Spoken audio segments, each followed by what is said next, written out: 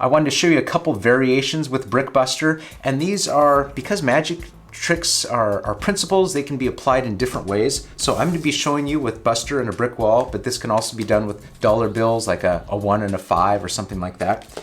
This time, Buster's going to start out on top of one of the brick walls, and it does not need to have the secret slit, because this is not going to use that.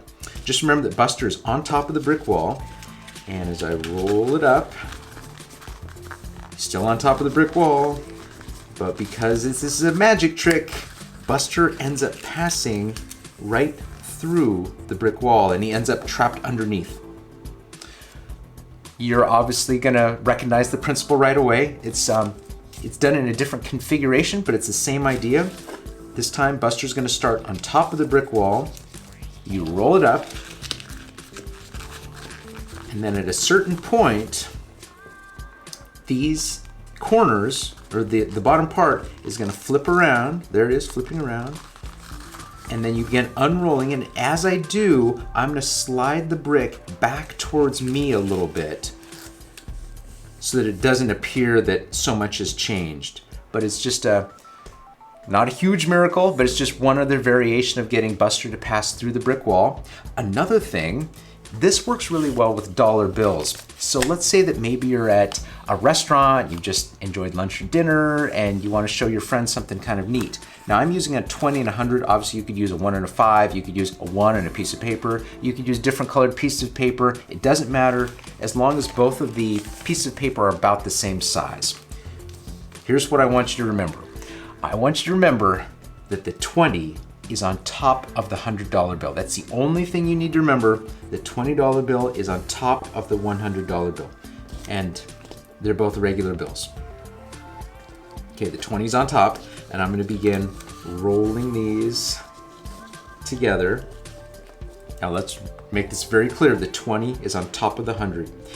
This is something that you wanna do for someone in real life, not virtually like this, because, oh, remember the 20 is still on top of the 100. 20 is still on top of the 100.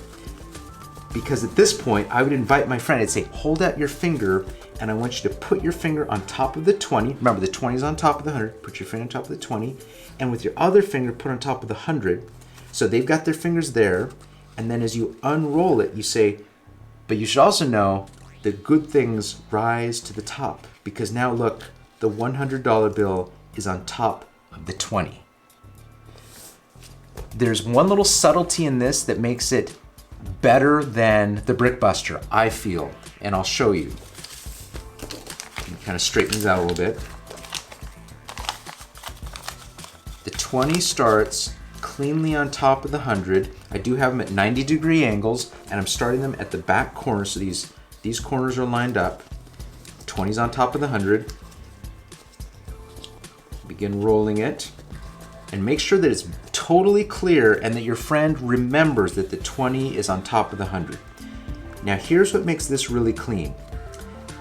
This corner of the 100 is the one that's going to flip around, but my hand is going to be concealing it as I'm pushing it.